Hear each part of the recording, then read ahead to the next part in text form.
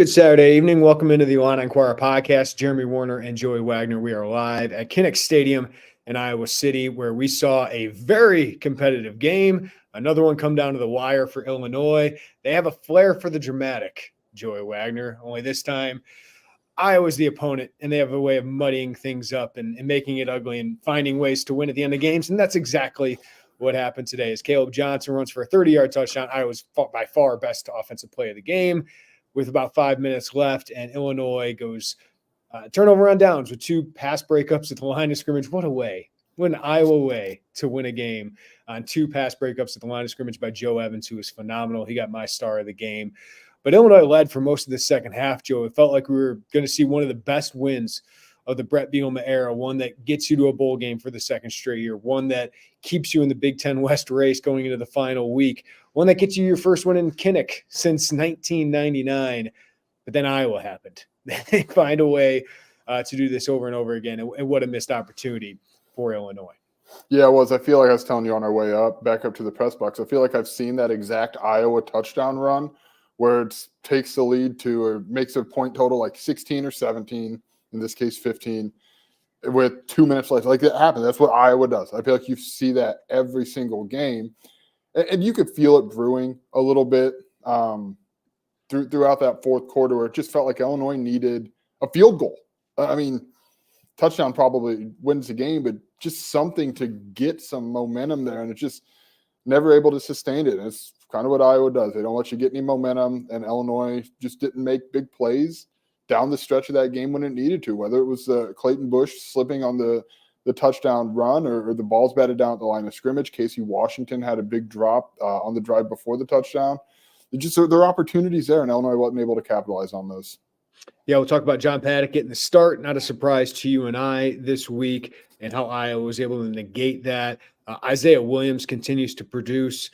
There were some really good moments by the defense, but two bad drives. And often, Joey, that's all it takes against Iowa is two bad drives. We'll hear from Brett Bielema here coming up as well. But you and I, before we got on here, because we're kind of trying to get down to the field in the final 5 minutes to take people behind the curtain. Then we're down on the field. I'm like writing my quick hits as we're trying to do this. So I just want to go look back and what happened, what led to this turning, because, well, you said you could feel it brewing for a while. It was always within one play. And that's what Iowa does so well. They keep themselves within one play. And Illinois in the last 5 games, right, has kept themselves within one play. And then that can change the game. But here's kind of what I wrote down for the last 5 minutes. What changed the game? Hugh Robertson punt, his first bad one of the day, 35 yards. Iowa returns at 18 yards to put him at the 45-yard line. That's an Iowa move. Like, you win in those little margins. And then a 3rd and 4 completion by Deacon Hill on a little slant route. Defensive pass interference by Caleb Patterson, who's rarely in the game late in this one. I didn't even see he was on the play. Like, I might have asked about that. Maybe we'll ask about it on Monday. That's more of an Aaron Henry question, honestly. Yeah. I don't know if Zach Toby got nicked up in that game. Yeah, he did, right? He got nicked up in that game. So Caleb Patterson went in the game, got defensive pass interference, 15 yards for Iowa. They're deep in Illinois territory. And then one play, Clayton Bush misses an assignment, misses his gap. He told you after the game he took blame on himself for that one, and it was. And that's a touchdown run. And then the big defensive play late was 3rd and 8. You can get Iowa into a field goal, get the ball back, have a chance to go down the field and try and score a touchdown and win the game. 3rd and 8, convert on a run. Felt a lot like Wisconsin, converting on runs on these long conversions. And, of course, offensively, maybe you want a different play call because you got 2 passes in a row knocked at the line of scrimmage, 2 short passes trying to convert on that 3rd and short, 4th and short. And Joe Evans knocks them both down at the line of scrimmage. So, in hindsight, you look at it, maybe you want to move that pocket a little bit with John Paddock. I do think you missed Luke Altmaier's legs at certain points to convert some of those 3rd downs. Illinois 5 for 15 on 3rd down. But those are the plays that changed the game there. Yeah, you missed his legs in part because Caden Fagan wasn't there. He's out for the season with what looks to us, Jeremy, to be a shoulder injury. It was right there. There's no margin for error with really in the Big Ten West in particular about Illinois. And I asked Brett Bielema about it. And he said, we're not really equipped to jump out to big leads. They're not. Maybe offensively you could make that argument. Defensively, they're not. We've seen that. They should have had a big lead a week ago against Indiana. No one jumps out to big leads against Iowa unless you're Penn State or Ohio State or Michigan. And you get down for those margin for errors, and if Clayton Bush slips in the first quarter, there's time, right? If Casey Washington doesn't come up, if Hugh Robertson has a bad punt, there's time. But you get down there and it's magnified. It's magnified. Hugh Robertson, until that was awesome all day. Clayton Bush, awesome all day until those plays. And that's what we're talking about, because the way it's constructed, the way the talent level is on this team, the way Iowa, which deserves a lot of credit for what it does defensively and on special teams, because they do what they do as well as they do. Like those moments are under the spotlight. They should be. It's big boy college football. It's part of it, but it's just there's no margin for any of that in the fourth quarter.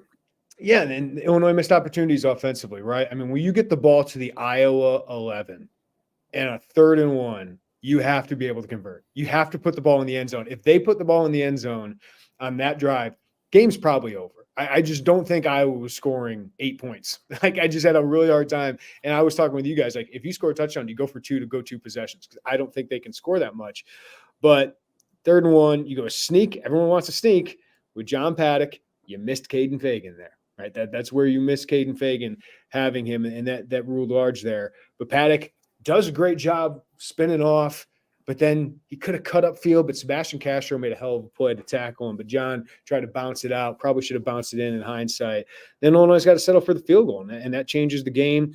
They had a 3rd and 1 earlier with Reggie Bush, lost 2 yards on it. Caden Fagan back.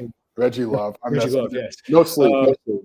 Reggie Love could, if you convert that with Caden Fagan, it might be a little bit different of a game. So just these little things, these little opportunities you miss, it crushes you against a team like Iowa. Yeah, it does. And it's kind of where this program is, right? Where they're just very thin at places where you talk about Caden Fagan. They didn't lose this game because Caden Fagan was out, but you can't, I don't know. There's not enough to overcome it. And Brett Bielema will tell you that. There's just – especially the running back room. The running back room right now is some tatters. Yeah. All right, let's hear from Brett Bielema. We'll take some of your questions. We'll get to some other topics as well. We'll talk about John Paddock getting the start, what we saw from him. But here's Brett Bielema after the game. Not being able to pull that off, play like that for, just short of 4 quarters the way we did, on our prep during the course of the week and our intensity, and kept preaching these guys all week, showed them different examples that every play is going to matter. And then obviously – I think that final drive defensively, we've done so many good things, but we had 2 DPIs on that drive and gave them too much free yards. And then they hit a crease run that we'd stopped all day, just one guy here, one guy there, and it ends up being the difference in the ball game. And then obviously the failure to execute on that last drive. I just think there's some things we can do better as coaches to help our players to get better at the line of scrimmage. And then a lot of, I don't want to get lost in negativity. There's a lot of guys played their ass off today. A lot of guys went out there and competed. Reggie Love, again, just the workload that he's taken.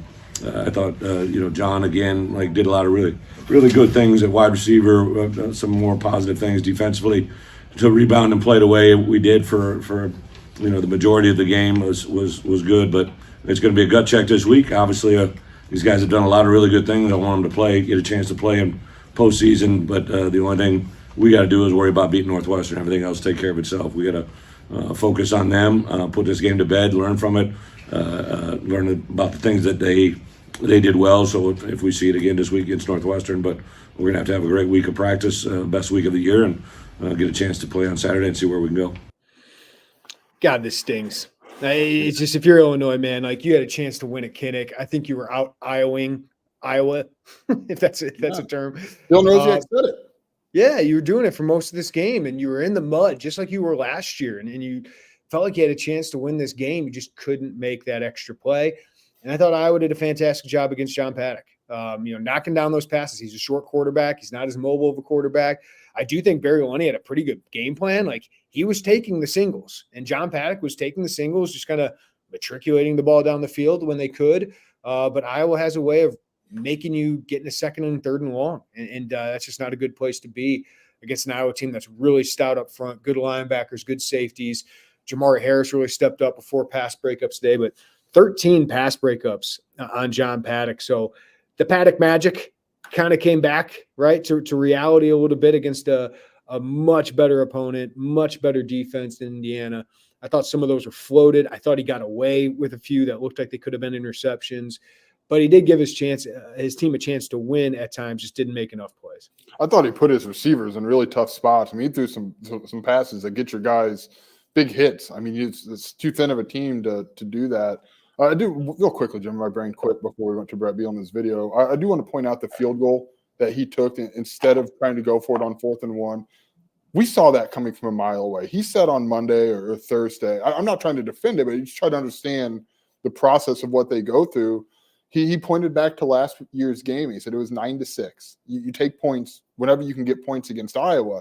So, I mean, you could make an argument he should have gone. I meant to add this before, and I just said nothing, and my brain stopped working. But, like, you knew he was kicking that field goal. And we kind of did a straw poll of us media. And I said, against Iowa, you're probably kicking the 3, right? Especially when you don't have Fagan. When Luke Altmaier was not the quarterback. Like, you're probably going to kick that field goal. Especially, we got to consider what the Iowa offense was doing at that point. After the first quarter, from the first quarter until that Johnson touchdown, they had 88 yards of offense in the second, third, and fourth quarters at that time. They were getting nowhere. Your defense was playing well. You're getting after the quarterback. Seth Coleman, great game today, 2 sacks. Odaluga had a sack. I believe Akis had a sack as well. I thought Rosiak was playing really well. Clayton Bush, to that point, was playing really well. So I understood it because I didn't know if they could score a touchdown. But you miss one assignment, you have a defensive pass interference, all of a sudden it's a different game. It's a whole different game. Yeah. And you just went 3rd and 1 and you didn't get it. Yeah, I was, frankly, to be honest, I was surprised on that final drive that they called a timeout and went for it. I thought with the Iowa offense and with Brett Bielema believing in field position, down by 2 points, I thought he was going to punt it and try to pin him. You couldn't.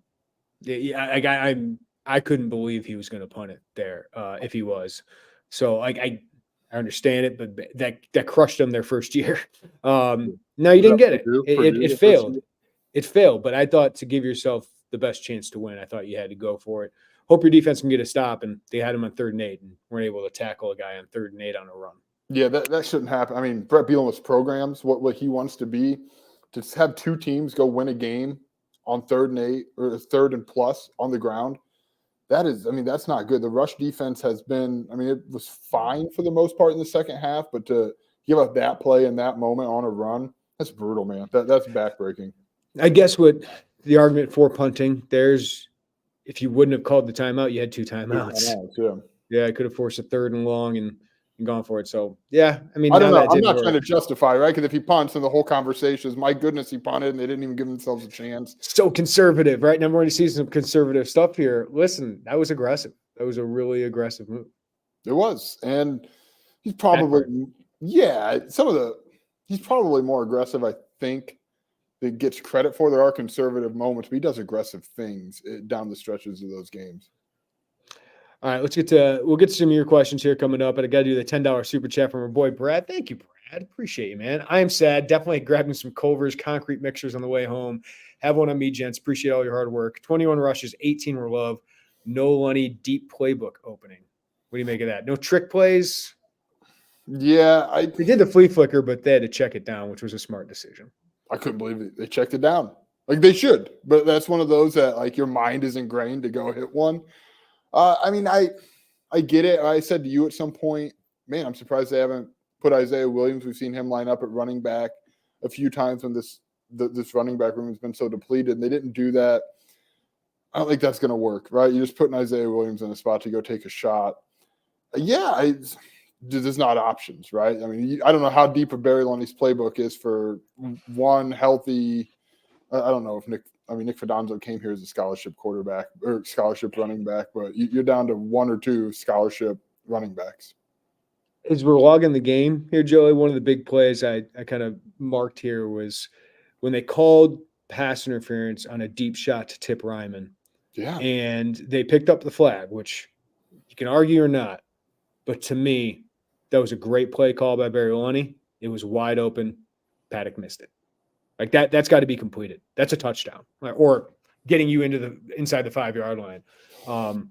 Those throws weren't made today, right? Like those plays weren't made today downfield where it was the receiver's not catching it. Paddock threw some, floaters today.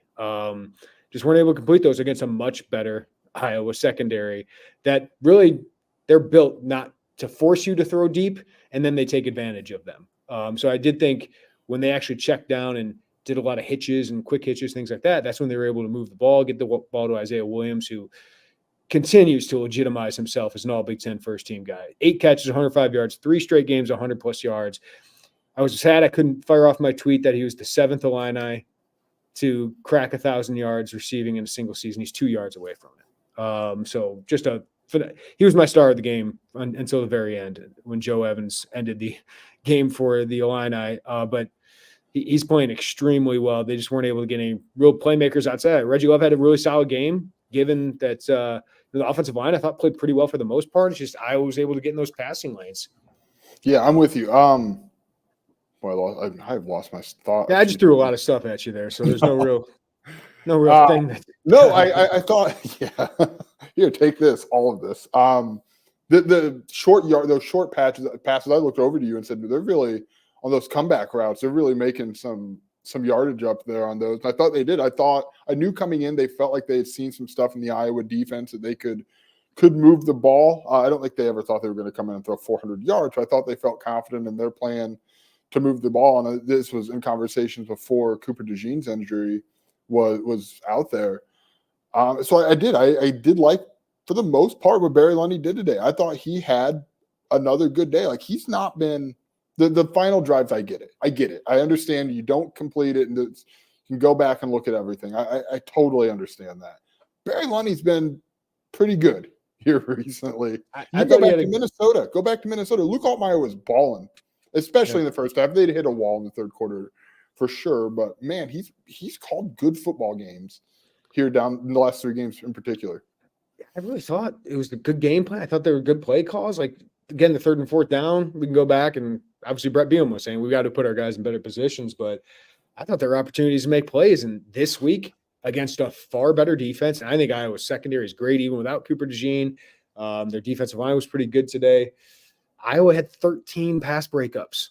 13. Like, they won their one-on-ones. They were able to make those plays, and John Paddock and the receivers weren't able to complete them. You got to tip your cap to your opponent sometimes, but that's just what a better defense does. This is an elite defense. Phil Parker's a Broyles Award candidate. He should win it at some point with what he's doing. But, I just think Illinois offense didn't make plays when they needed to make plays, and a lot of teams do that against Iowa. And the defense, we can't let the defense off the hook. That final drive, obviously, those final 2 drives they did it. Look, Illinois also missed tackles, and Illinois had costly penalties. Iowa had more penalties, I think, ended up being the final stat, correct? The same amount of penalties. Iowa had a couple more yards because of that defensive pass interference. Yeah, but the point being, it felt like Illinois' penalties were just really timely, really just though I'd have to go back and look. The roughing the passer was a big break for Illinois, I would say. Yeah, it sure was. But the illegal block in the back was a big one.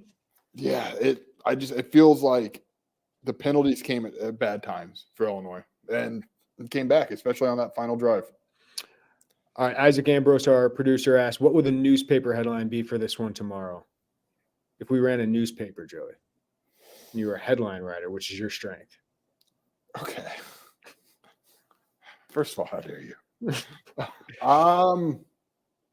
It's just something about missed opportunity. Like that's the phrase. Yeah. Like, if we want to do a phrase, it's just like right there. And that's what the Brett Bielema era, to be honest with you, has been. You just get in a bunch of close games. They've won 4 of their 6 one-score games. They've lost 2 of them. We should stop. Hold on. We should talk about that step, because it doesn't feel like that. Like, that's where I see the consternation on social media.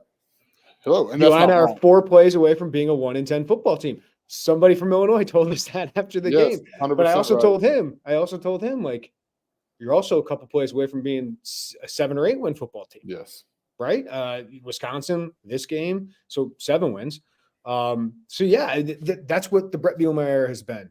And right now they are 12-14 during Big Ten play, I believe, or 11-14 during Big Ten play. Like, it's just, you get in these close games and you figure out, like, they all come down to this. And for the last 5 weeks, it's all come down to these 1-score games. Yeah, and like, they are 4-2 this year in one-score games. It doesn't feel like that, though. That's kind of the weird thing. Like and maybe it's like the recency bias of immediately after a game. It feels like this is a story that we've seen Illinois have a few times. Does it not? I mean, it does to me. Like now, again, I say that, and I understand that last week they win in overtime. They go on the road at Maryland, they win. You can go to Toledo. Like I get all it. Just the difference is Iowa wins all of these. Like they win all of these. But if you look at all your other opponents, they're not winning all of them. Like that, Wisconsin's not winning all of them. Like Northwestern is not winning all of them. I guess, yes, it's been disappointing. You haven't been able to close out because you think of what if you could have closed out Wisconsin and you could have closed out against Iowa, but you also could not have closed out against Toledo and not closed out against Indiana and Maryland. So Minnesota. It comes down to a couple plays. It does. It comes down to a couple. That's what the Big Ten West is going to be. And guys, I guess I've just covered way too many blowouts to say that's a step in the right direction for Illinois. It's just consistently getting in games. And here's the story of the season for me. It's not just losing this one and losing Wisconsin. It's that you got blown out by Nebraska. It's that you didn't give yourself a chance to be in a one-score game there. It's that you got blown out by Purdue and you didn't even give yourself a chance to win there. Those are the games. Like that is the story of the season for me is what the hell happened in those two games? Because the team I've seen over the last 5 weeks, this is the team I expected. You get in close games, you're going to win some, you're going to lose some. They're 3-2 in the last 5 games, all one-score games. It's those 2 games before. That's the story of the season for me. Yeah, that's the disappointing part of the season for me. If Illinois rolls into Iowa City with 6 or 7 wins or clinch for a bowl, right now, I guess it sort of had more West implications than the Hail Mary that Illinois was hoping to throw to win the West.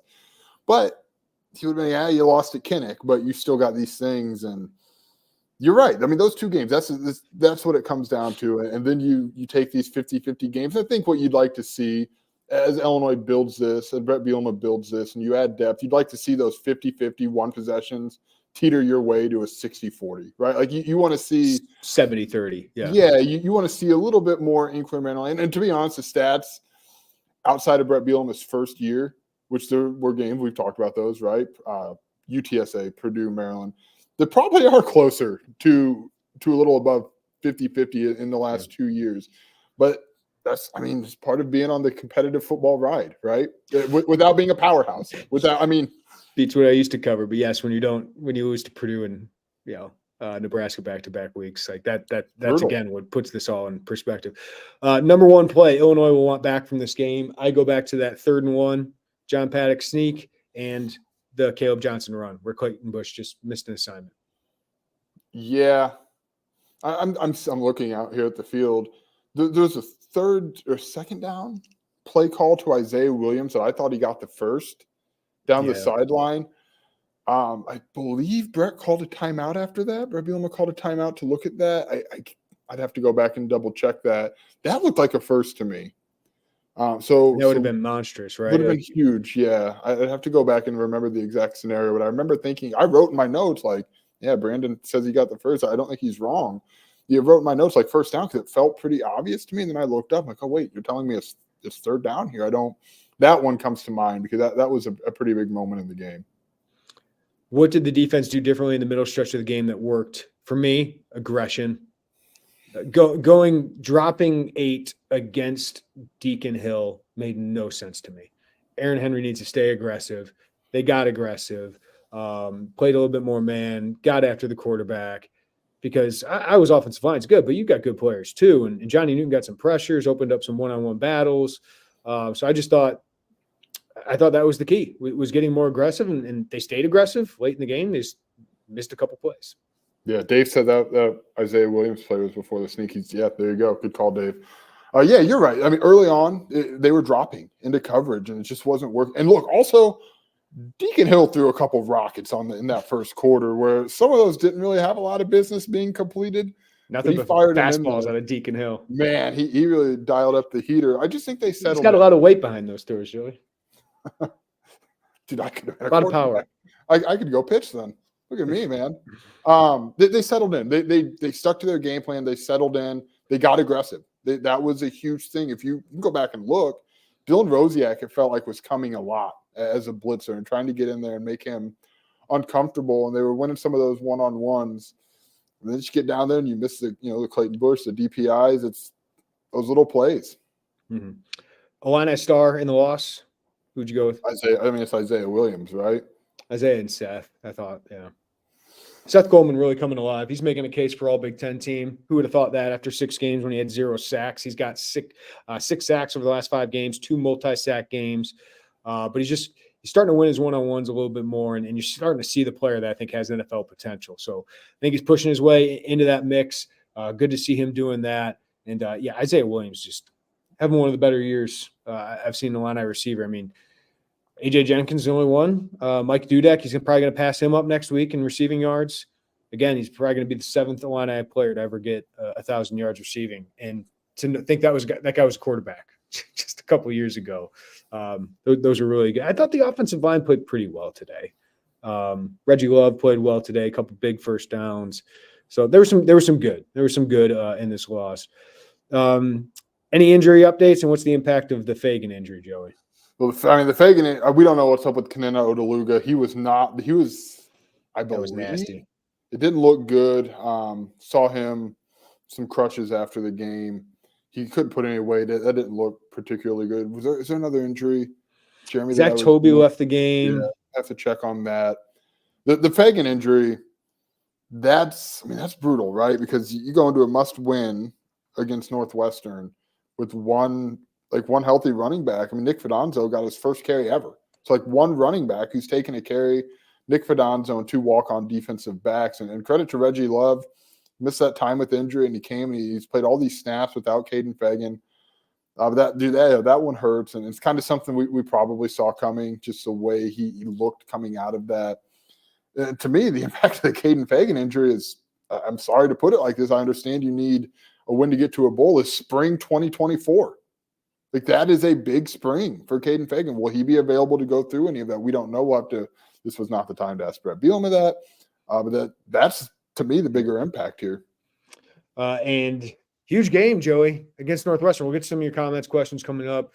If you want to send a super chat, please do. We'll get to those here coming up. But Northwestern is 6-5, bowl eligible. David Braun is the permanent coach. No one saw this coming. Every time you count out Northwestern, I mean, who'd they lose to? UTEP first week? Something like that? They were dogs at home against UTEP, and it's like, oof. Oh, they won that game, yeah. But, yeah, it's just like that's a good team. That's a good, solid Big Ten West football team. They're throwing the ball pretty well. Ben Bryant has been really good for them. Bo Sullivan, even when he's come in the games, has played pretty well. That team's scrappy, and they're going to want to shut Illinois out of a bowl game, right? Illinois got everything to play for, to get to a bowl game, to get those bowl practices, to sustain success. I thought this could have been one of the biggest wins of the Brett Bielema era, because I thought this win would have solidified Illinois can sustain success. And the margin is so small, but don't let this turn into another loss. The disappointment of this one is going to be the biggest key for Illinois, but can they run the football? You're not playing Iowa's defense. You need Paddock to be better next week. But the defense is going to face a bigger task, because Northwestern's offense is far more dynamic than Iowa's offense. Ben Bryant's a pretty good quarterback. Cam Porter had a really good game, 95 yards, 2 touchdowns. A.J. Henning, the Kurtz kid, their tight end. Johnson went for 88 yards and a touchdown today. It's just a more dynamic offense. Like, Northwestern's offense isn't terrible like it has been the last couple of years. Yeah, that's and the Illinois secondary is a concern. It's a big concern. It truly is a big concern going into the offseason in terms of what they do to address it. I thought you made a good point noticing today on the travel roster. Like, as you go down, like, you look at why was Caleb Patterson in? Sabor Kareem didn't travel. Like that. There's concerns for who you feel is playable right back there right now. I don't believe we saw Tyler Strain out there today, Jeremy. That guy started. He started for most of the year. Good point. You put Caleb Patterson out there over him. That doesn't tell you a good story, right? That doesn't tell you that they feel like they've got these guys that they can trot out there. So, yeah, that's a huge concern. And it's a flip of the script from what we talked about in August, where it's like, well, hey, listen, Illinois plays Indiana. They play Northwestern. Purdue's got a first-time head coach. First time. Nebraska's got a first-year head coach there. One game went to overtime. The other 2 were lost, and Northwestern's got a bowl. Like that changed quickly. It's a huge game, very consequential game for the Illinois football program next week. All right, your master said should have brought in Luke in the second half and used his legs. Did you think at any point Luke Altmaier would get the call, Joey? No. I get. Like, I think you needed his legs. Like, his legs would have helped Illinois today. I don't disagree with that at all. I also wonder if he would have thrown interceptions with Luke Altmaier in the game today. Yeah, I wondered that. John Paddock flirted with a few of them Sure did. today. Now, I didn't think that because John Paddock seemed to find a rhythm in that third or fourth offensive series, and it's like, okay, you got over the holy crap, it's Iowa. Take a breath, keep with what you do. So after that, no. Like, someone asked on our message boards, like, are they going to put Luke in for the second half? I don't know why you would. That's not consistency, right? Like, at that position, as long as you're healthy, you need consistency. Yeah, and by the way, Brett Bielema said after the game, I think we mentioned this, John Paddock will be the starter next week. Yeah, I don't think you make that move and just do 1 week. Like, you're going to want – unless he just, like, crash lands this thing in Iowa City, right? Like, unless it's like a 4-pick game. So it's an important offseason for them with Luke Altmaier and the right conversations to let him know what they see with his direction, what he sees with his direction. Like, you've got – because John Paddock's gone. So you need to make sure you've got, everybody on the same page there with him. Yeah, Brett Bielema said he made the call Saturday. He said he left the building and knew John Paddock was going to be his quarterback, told John's parents that. He said, hey, I want to tell him on Sunday. Brought Paddock in the room, brought Altmaier in the room, told him what he was going to do. It sounds like Luke was supportive. Reggie Love said he was vocal all week and wasn't moping about it, which he said doesn't always happen if a guy gets benched. So I take their word for it that Luke, but obviously that's got to hurt Luke. But it sounds like he was being a good teammate. Him and John seem like they're pretty close. John said he's been great this week with him. So, they might need Luke at some point next week if it doesn't go very well for John Paddock. But I just think this team believes in John Paddock. I don't think today changes that. Reggie was really complimentary of John today. And I just think they get the ball out so quickly and he diagnoses so quickly. He missed some throws today and wobbled some throws today. And guys, Iowa's defense is really good. Like that defensive line and that secondary are really, really good. And they made some good plays today. Absolutely, they did. The only thing that the reality is if Illinois had 4 wins going into this game, maybe you go back to Luke Altmaier to kickstart him like into winter conditioning. He's trying to get to a bowl. And right now, they feel like John Paddock gives him the best chance. Even though Luke Altmaier, I thought, was playing good football after that Penn State game, they feel like John Paddock's clicking right now. Things are clicking, and frankly, I didn't think he wasn't a world beater today, but you've seen Iowa's defense do a lot worse things to quarterbacks than what John Paddock did without an effective running game. Fett says, lose to Northwestern. Brett Bielema was 18-19 in 3 years, not ideal. It's better than a lot of the other people before him. That's what I would say. But yes, I do think next week's really important. Next week's really important. I think mostly in recruiting. And you get extra bowl practice. I think next week is so important to get to a bowl game so you can have those practices. You can sell bowl games. You can sell, listen, we did not start off the year well with all these new pieces, figuring out the defense now with a new coordinator, a new quarterback, offensive line shakeups. But listen, we won 4 of our last 6 to get to a bowl game. We can continue this into next year's. We return a bunch of pieces on offense. Some guys get older on defense. We hit the transfer portal. But if you go 5-7, man, that's not sticking the landing of what needs to be a second half turnaround. So, listen, Brett Bielema has made great strides with this program. I know it's not where you want to be, but this consistently competitive team that we've seen in the back half and we saw in the first 2 years for the most part, that's where you need to be. And now you need to win more of those games, get to another bowl game, win the Land of Lincoln Trophy for a 3rd straight year. But yeah, I think next week's game, as every game is, but next week's game now, what's on the line, it's really significant. Yeah, it is. And there's part of a lot of what you said, Jeremy, that I agree with. And the strides of this, like, come on, we can just take it from our vantage point here, right? Like these post-game pods in 2020, I know I wasn't here at the time. If we would have done live pods in 2020, it's like 40 people who jump on and give a damn about what we're saying, because at that point it's over. And I'm not trying to justify the losses, because you did bring Brett Bielema in to improve your program, and 18 and 19 is an improvement for where this program's been, but you also didn't bring him here just to make one step of improvement, right? And now it's year 3 for Brett Bielema, and you're seeing those steps. I'm not trying to throw away his tenure here as something underwhelming, but I get where some frustration would be for fans as you get year 3. Honestly, if year 2 record was if the way year 3 has gone happened in year 2, like if you flip these last 2 years, I guess is the best way I'm trying to say it. Like this is a whole different tone, right? It's an entire different tone. But year 2 got so much energy and so much excitement and so much hope. Like they allowed hope, fans allowed hope after that year, that now you step back and you see it. Now you start to dive into it and say, well, this is this or that. And I understand, but you are seeing those steps forward. Yeah, and Bill says, should have started the season ready to play. This team didn't start playing for real until Maryland.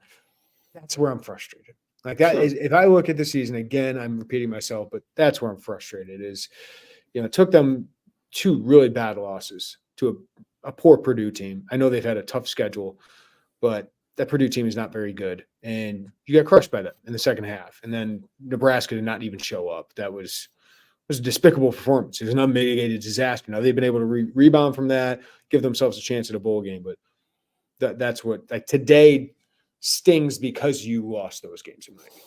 Yes, I mean, so Williams' points of start the season, like the loss to Kansas, whatever, Penn State, those are the 2. Like you're going to lose. Like you'll take what it looked like against Penn State minus the picks. Those are the 2. Like those the back end of that first quarter of the season is really, really rough looking back in hindsight. Bill also says that next week's game is bowl determinative is pathetic. Bill, all right, cool. All right. I mean, yeah, like I get it. You're frustrated. I don't know. I can't make Bill feel better. I'm sorry. I get it. You don't want to be in this situation, right? You want to come to Iowa City and have this conversation going into next week about, hey, you need a lot of help to win the West, but darn it, that's still on the table, and it's not. And I understand the frustration around that. But I think if you get out of next Saturday's game as a bowl eligible team, it's gonna feel good. Yeah. That's a heck of a story for a turnaround season. It'd be a heck of a coaching performance, great player performances to get you there. But now you put it all on that game. And this is not the same Northwestern team that you've beaten 88-17 the last 2 years. Right. Oh. Like that's why I thought today was important, because this next week is not a gimme. And it's not going to be easy. But you are at home. Northwestern hasn't played as well on the road. So we had one more question that said, are you surprised John Paddock is the starter for Northwestern, Joe? No, because you need to win to get to a bowl. Like, I should rephrase that, because that's a really good question. Luke Altmaier was good since Penn State. Like, he had moments where he held on to the ball too long, and he didn't jumpstart that offense at times. But I still don't think I am. Are you? The game could have gone. Game could have gone so many different ways with both those guys. This kind of went. Paddock didn't turn it over, though he flirted with disaster a few times.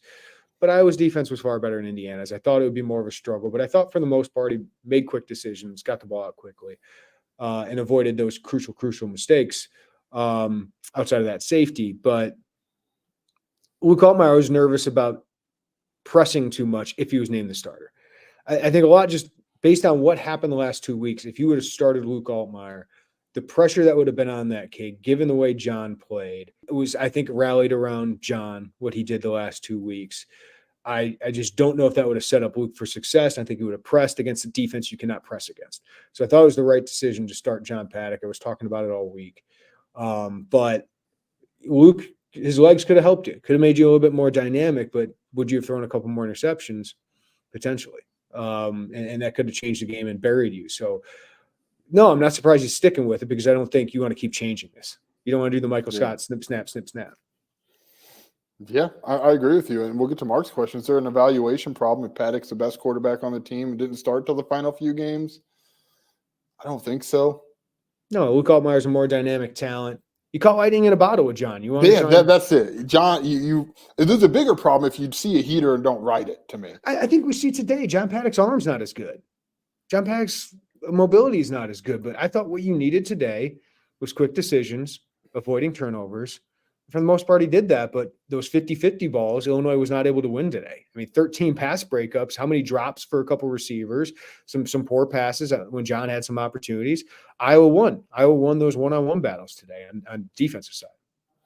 And I keep coming back to this. You didn't have a running – like Reggie Love had 64 yards. He fought like hell for all 64 of those. You didn't really have a running game that you feel like you could count on. With the way injuries have hit, the way Iowa's defensive front was playing, like that didn't help John Paddock either. It wouldn't have helped Luke Altmaier either. You could, again, make the argument Luke Altmaier's legs would have helped that. Make the argument it wouldn't have. That he would have – I don't know. I don't – Iowa's 9-2.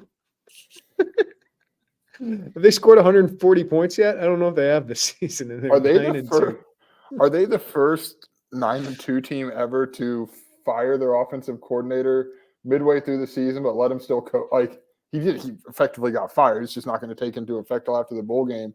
Yeah. For a 9-2 team, obviously there's so much more context to it than that, but that's still something. Iowa did cross 200 points for the season today. During conference play, Iowa has 118 points in 8 games. For context, Illinois has 175. What was Iowa's drive to what?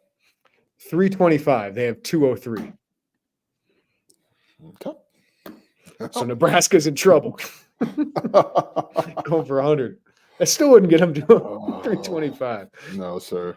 They do what they do, man. And Illinois fell victim to it today, Joey. Iowa against Iowa, and as you said, that was the most Iowa play. Like they look terrible. I've seen that touchdown a million times. It feels like every Iowa highlight is like when you go through the post game, watching ESPN or Big Ten Network. It's all right. Iowa trails 9-14 late in the fourth quarter. One of their million running backs runs for a 20-yard touchdown. That's what it feel like. I've seen that 100,000 times. Yeah. All right, that'll do it for us. Hold on, there's one more. Can we get one more real quick? Yeah, I thought Dave actually had a good one. If you can find it in there. What did he ask about? Great for Aaron Henry so far. I think that's fair. I think it's fair to ask that. And I'm somewhere in the C range, somewhere between. I don't know that I would go C minus. I think a C. I hated dropping 8 into coverage today. Yes. Yes. Here's my philosophy. I learned it covering Lovie Smith and learned it covering Ryan Walters. And Ryan Walters is not having a very good defensive year. Okay, I get it. Aaron Henry has secondary personnel issues that he obviously is concerned about. Mac Rossetich played a lot late in this game, a sleeper defensive back. They got some personnel problems on the back end that they kind of failed to address in the offseason, if we want to admit it. And then they've had some injury issues there. But stay aggressive. Keep being aggressive, especially against Big Ten quarterbacks, college quarterbacks in general, but Big Ten quarterbacks. I just want to force them to throw into tight windows. It's just this year they're getting more defensive pass interference. They're getting more coverage breaks. Obviously, they're missing more tackles. That's personnel stuff. But that one drive when they scored a touchdown, what was that in the second quarter, early in the second quarter, where they scored on that long drive? He dropped 4 third-down conversions on that drive. 14 plays, 75 yards, 8 minutes, couldn't get off the field. And part of that I thought was play calling because they dropped 8 and rushed 3. Deacon Hill runs scrambles for a first down. Like this team's not good in zone and against a stationary quarterback like Deacon Hill. Man, you got to bring it. He corrected that afterwards. I'll give him credit for that. But yeah, I did not like that. I want to stay aggressive. I love that Ryan Walters aggressiveness. We've seen some of it. You got to change things up. I understand that. But, Aaron Henry, jury's out, right? I don't think they're going to change anything there. I think they're going to let him grow into the job. But that was the risk of a guy who's never done it. It's why I thought Kevin Kane was going to be the defensive coordinator because he has FBS defensive coordinator experience. Aaron Henry doesn't. I think he can eventually do it. I think he's a natural leader. But implementing game plan, doing it, having the personnel to do it, he's learning on the job, and that's Brett Bielema's job, who's obviously a good defensive play caller himself in his time. He's got to continue to coach him up. I'm going to pin you down for a letter grade since I dropped a C out there. What do you got? C, yeah. I think Well, I think this defense has been largely disappointing this year until the last 5 games, right? So I would say C minus D plus for the first year. I mean, Kansas was an abomination. Purdue was bad. Nebraska ran all over you. So that first half of the season was not very good. And then secondary issues against Indiana, your offense bailed you out. So yeah, I mean, for what you have in the front seven and the way we always thought there was going to be a regression, but what's Illinois now?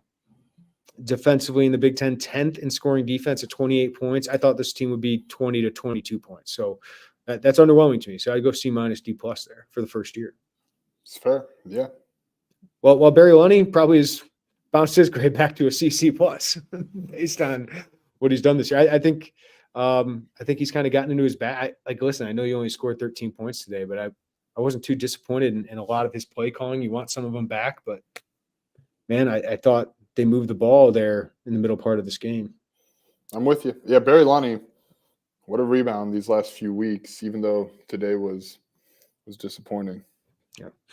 All right. Thank you to everybody for listening to the Illini Inquirer podcast. Give us a like on the YouTube channel as you get out of here. Appreciate all you guys, more than 100 of you, even after a post-game loss, a really disappointing loss. So thank you for tuning in tonight. Hit that notifications bell, subscribe to us on the YouTube channel. And if you're listening on the pod, follow us, rate us, review us wherever you get the podcast. Joey and I will be writing tonight. We'll have plenty on the site coming up about John Paddock, about one going through your fingers here, and about flushing this one to get to next week. So check it all out at IlliniInquirer.com. Plenty of basketball content coming up this week. And we got a big sale coming up at Illini Inquirer later this week. So if you're not a VIP member, be on the lookout for that. All right, everybody have a great night. Take care of each other. We'll talk to you next time right here on the Illini Inquirer podcast.